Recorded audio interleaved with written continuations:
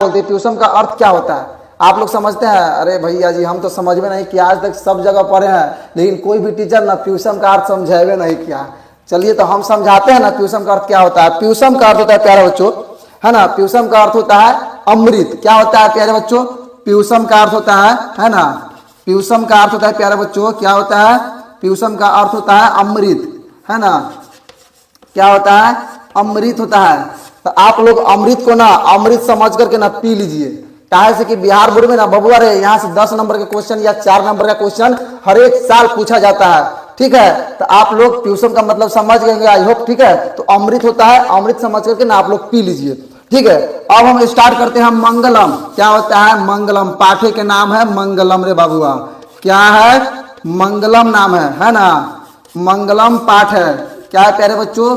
मंगलम पाठ है। तो मंगलम का अर्थ क्या होता है पता है? कल्याण। सर जी हम तो मंगलम पाठ पढ़े हैं ना, लेकिन बिहार बोर्ड में ना जितना भी टीचर है कोई नहीं बतलाया है मंगलम पाठ का अर्थ, ठीक है। लेकिन हाँ तो प्यारे बच्चों चलिए समझाते हैं संस्कृत का अर्थ, ठीक है। जैसे कि हम बताए थे ना कि मंगल पाठ जो है उपनिषद से लिया गया है ना। किसी भी कार्य को करने के लिए हम किसी भी भगवान को पूजा या कोई भी पूजा करते हैं, ठीक है। मंगल मतलब कल्याण, है ना। संस्कृत में समझाए थे कि मंगल का मतलब होता है कल्याण।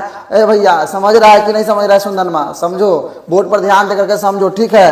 कैसे कि हमारा पता है कि तुम्हारा नजर ना मोबाइलों पर चलता होगा और पढ़ाई में भी चलता होगा, है कि ना। तो अभी जो है ना तुम सबका टेंशन नहीं रखो, है ना। अभी मोबाइल जितना भी है ना, मतलब यूट्यूब चैनल है चाहे जो भी है, इंस्टाग्राम इस सब पर ध्यान मत दो, ठीक है। पढ़ाई पर ध्यान दो। देखते कोई भी टीचर बताना चाहते हैं ना तो आप लोग पढ़ाई पर चले जाइए। काहे कि 10th में ना धुआंधार जैसे कि पता है ना क्वेश्चन को हम दौड़ा करके मारने वाले हैं, ठीक है। चलिए स्टार्ट करते हैं ना। पता है कि इसका अर्थ है मंगलम का अर्थ समझा दिए थे ना आपको हम कि मंगलम का अर्थ होता है कल्याण। अब चलिए इसका अर्थ समझाते हैं। क्या लिखा हुआ है? उपनिषदः वैदिक वांग मत्स्य अंतिमे भागे, है ना, दर्शन शास्त्र सिद्धांत नाम, है ना, प्रकटयन्ति।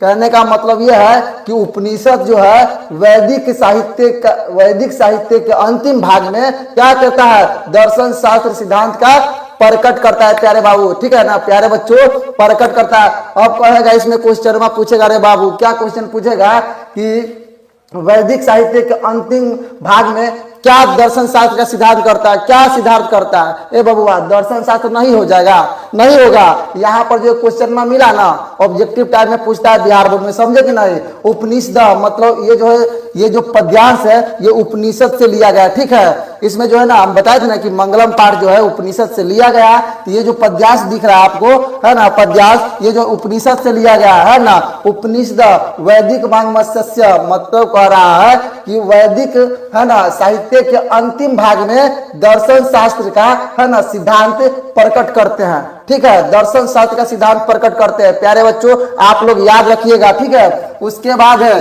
सर्वत्र। क्या लिखा है? सर्वत्र परम पुरुषस्य, है ना, परमात्मना महिमा प्रध्यानतया।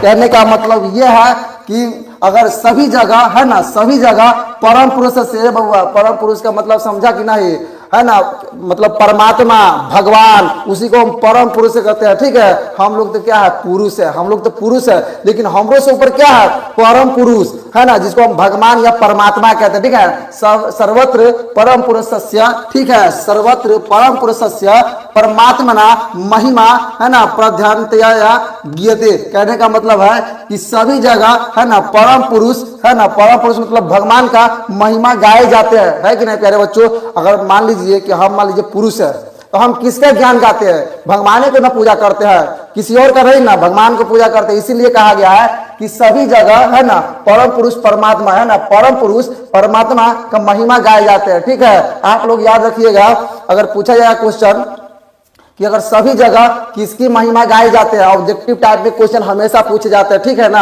आप लोग याद रखिएगा कि परम पुरुष का, ठीक है, परम पुरुष का यानी परमात्मा का ऑब्जेक्टिव टाइप में दिया जाएगा कि अगर मान लीजिए कि सभी जगह किसका मतलब महिमा गाए जाते हैं तो उसमें टिक लगा दीजिएगा आप लोग, है ना, परमात्मा का, है ना, आप लोग टिक लगा दीजिएगा। चलिए उसके बाद क्या लिखा हुआ है? तेन, है ना, परमात्मा ना जगत, है ना, व्याप्तम अनुशास्तम चासित। मतलब कह रहा है क्या कि वे जो है ना, वे है ना परमात्मा, वे परमात्मा जगत में व्याप्त है।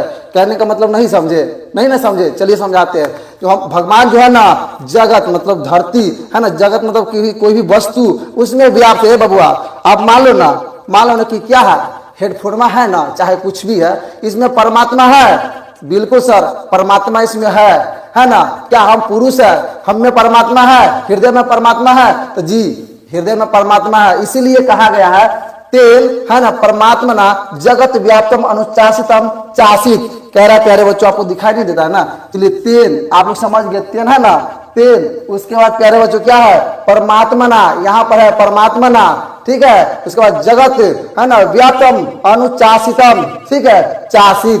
कहने का मतलब यह है कि वे परमात्मा जगत में व्याप्त है, समझ गए ना। उसके बाद अगर पूछा जाएगा क्वेश्चन कि अगर परमात्मा कहां पर व्याप्त है, तो आप लोग दीजिएगा आंसर जगत में। किसी भी वस्तु का नाम दे दिया जाएगा, ठीक है, उसमें दे दिया जाएगा जगत या वस्तु का नाम देगा, आप लोग टिक लगा लीजिएगा, ठीक है। जगत में व्याप्त है, क्वेश्चन टाइप में, ऑब्जेक्टिव टाइप में क्वेश्चन पूछा जाएगा। उसके बाद एक प्यारे बच्चों क्या है, उसके बाद है स एव है ना सर्वेशाम तपसाम परम लक्ष्यम। कहने का मतलब स का मतलब क्या होता है प्यारे बच्चों, वह क्या होता है, वह होता है। एक का मतलब ही, मतलब वह ही है ना सभी जगह। सर्वेशाम का मतलब होता है सभी जगह, सर्वेशाम सभी जगह। तपसाम मतलब तपस्या, परम मतलब क्या है भगवान का। उसके बाद लक्ष्यम मतलब करते हैं, लक्ष्य रखते हैं।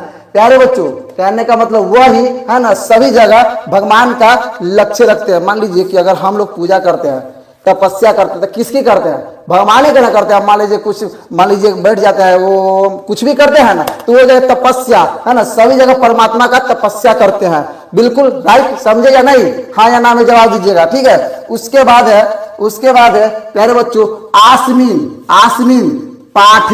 इसका मतलब नहीं समझे, आसमीन मतलब इस पाठ में, आसमीन पाठ है, बिल्कुल आसमीन पाठ है। उसके बाद प्यारे बच्चों आसमीन पाठ है परमात्मा परा है ना, उपनिषदाम है ना, पद्यात्मक का।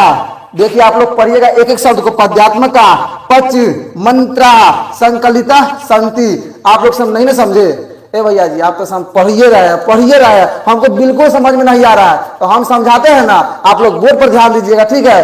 कह रहा है कि आसमीन पाठ है, इस पाठ में क्या है, उपनिषद जो है ना पद के रूप में व्याप्त है, पद्यात्मक है ना। अब पूछा जाएगा ए बबुआ मंगलम पाठ जो है ना किस रूप में है, उपनिषद जो है किस रूप में है, तो पद्यात्मक के रूप में।